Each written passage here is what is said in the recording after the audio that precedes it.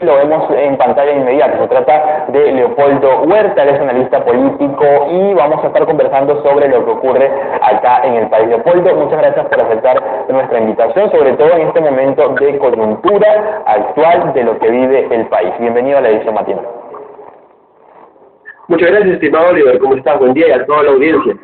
Bien, buenos días, estimado Leopoldo. Quisiéramos conversar contigo un poco lo que ocurre en el país. Quisiera preguntarte si podemos encontrar coherencia en ese llamado al diálogo que se hace desde el gobierno de Dina Boluarte, tomando en consideración que la Fuerza Armada, también la Policía Nacional del Perú, continúa reprimiendo a diestra y siniestra sin siquiera saber quiénes son los que están.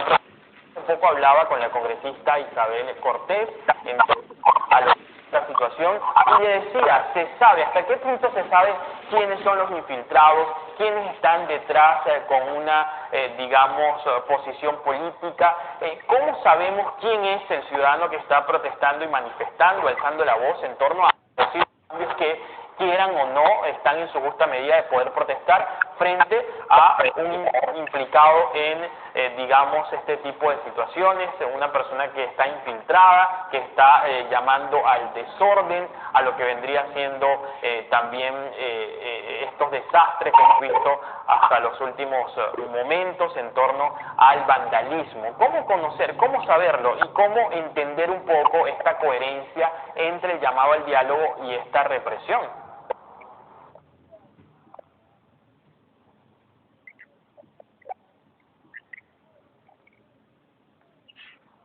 Bueno, en esta situación yo considero que habría que analizar todo el tema desde el inicio, ¿no?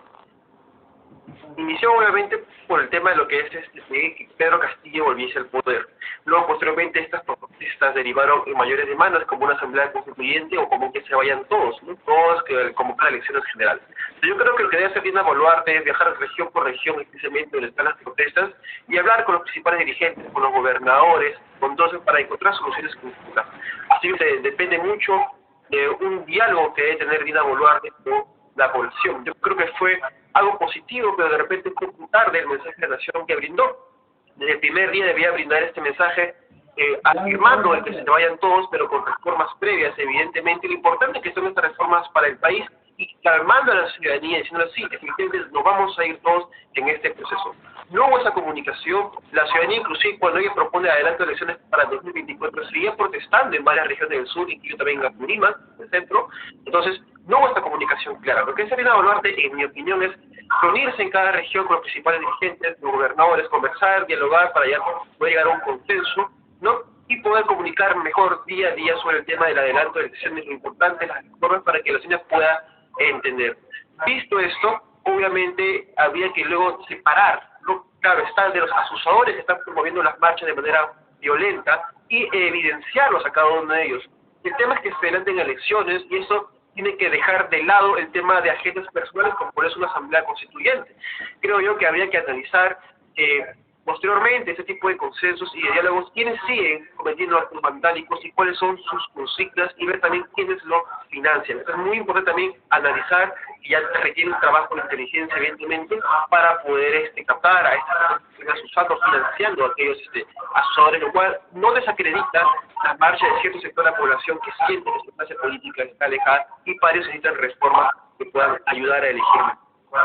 Ahora, ¿hay violación de los derechos humanos en torno al accionar de los organismos del Estado? ¿Hay violación de los derechos humanos? Te lo pregunto porque este ha sido también un punto, polémico en torno a lo que ocurre. Hay quienes dicen, bueno, son personas que generalizan, incluso al punto de decir que las personas que están protestando, refieren a lo que tú bien decías, al tema de que cometen actos vandálicos, a vandalismo, a terrorismo. Se les adjudica, estos adjetivos, pero ¿hasta qué punto no generalizar y hasta qué punto se están violando los derechos humanos de las personas que hoy están protestando?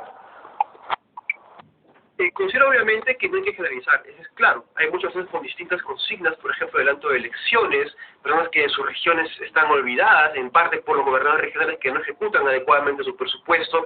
También se están notando excesos por parte de las Fuerzas Armadas. No habría que analizarse esa parte, inclusive Dina Boluarte ha indicado que se van a dar las investigaciones para poder encontrar a los responsables claros y ver lo que ha sucedido. Recordemos que estamos en un estado de emergencia y en ciertas horas en varias regiones en un toque de queda. Entonces habría que en esa situación proceder a la investigación y en efecto sancionar y denunciar aquellas violaciones a los derechos humanos que están sucediendo y también diferenciar esto de lo segundo, que podría ser también que las Fuerzas Armadas actúan en defensa también de patrimonio en caso haya actos vandálicos que obviamente están destruyendo, ¿no? Hay que diferenciar esas dos cosas y para lo primero, en el caso de que haya exceso, se tiene que investigar evidentemente, ¿no? Eso es clave. Ahora, el tema también del gobierno de Boluarte tiene que investigar a profundidad y poder obviamente responsabilizar y sancionar. Eso es clave. Eso no quita obviamente que haya asesores extremistas, pero tampoco quita que haya personas con consignas claras, por lo cual está mal generalizar, porque al final lo que sigue es trabajando, es una polarización total del país y un distanciamiento de cierto sector de la población con otro sector que tiene demandas distintas. Leopoldo, te pregunto, tú hace pocos minutos hablabas un poco del tema de este cambio que debe ser con reformas, pero siento dentro del Congreso de la República que hay también lo que vendría siendo un enfrentamiento en cuanto a los actores políticos con las propuestas que ellos quieren o desean en estas reformas. Número uno, se escucha la bicameralidad y la reelección versus la Asamblea Constituyente, que en alguna medida entre los protestantes, los manifestantes, están pidiendo también que haya una Asamblea Constituyente que se realice un cambio en la Constitución. ¿Hasta qué punto también podemos analizar, Leopoldo, este tema a lo interno del Congreso? ¿Se siente allí, digamos, estas diferencias entre la bicameralidad, entre lo que vendría siendo la constituyente, entre la derecha, entre la izquierda? ¿Hay algún punto de coincidencia para poder atender el llamado de la población o simplemente estamos de nuevo con los intereses políticos de por medio? Yo creo que en este caso estamos viendo los intereses políticos de por medio. Hay que considerar que este Congreso no ha sido un Congreso eficiente, inclusive la misma oposición no ha pecado de poder tener consensos. Esta vacancia inclusive sea por el golpe de Estado de Pedro Castillo. Si Pedro Castillo no hubiera dado un golpe de Estado, se hubiera llegado a los votos para la vacancia necesaria. Entonces yo creo que ahí también es un punto clave, la falta de consensos. Ahora, la Asamblea Constituyente yo creo que no se va a dar, hay una cierta reverencia por parte de la oposición.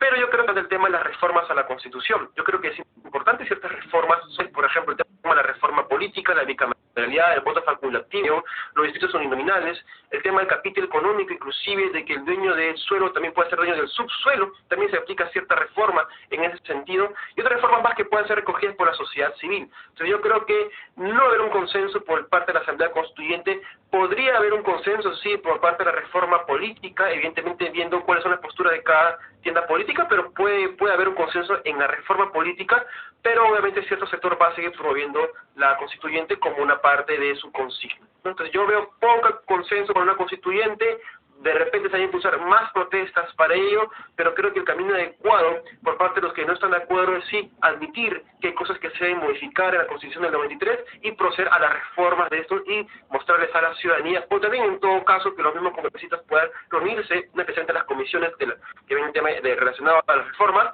para recoger la opinión de la sociedad civil y poder agregarlo o discutirlo, debatirlo como posibles también reformas a nuestra actual Constitución.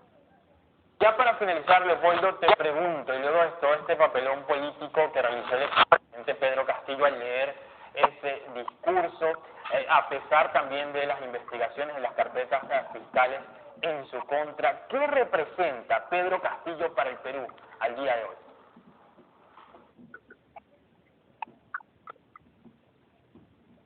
Pedro Castillo representa el continuismo, Pedro Castillo representa la forma de hacer política de manera pícara, viva, aprovechar obviamente sindicalista y toda esa plataforma, creando una imagen de una persona del campo, una persona que es rondero, que ni siquiera fue, no una persona que estaba relacionada con la sierra, que hablaba quechua, que ni siquiera hablaba quechua. Reforma esta política que ya tanto nos tiene cansados, ¿no? La política pícara, la política de la corrupción, la política que conlleva tantos años, inclusive las mismas regiones, de gobernadores corruptos, de gobernadores que usan un discurso, una narrativa de polarización para despertar esa emoción, pero usarlo para dividir más y beneficiarse ellos en el poder. Pedro Castillo es la muestra del autoritarismo, la muestra de la ineficiencia, la inexperiencia, la corrupción y esa manera lamentable, como les digo, de hacer política apelando al odio.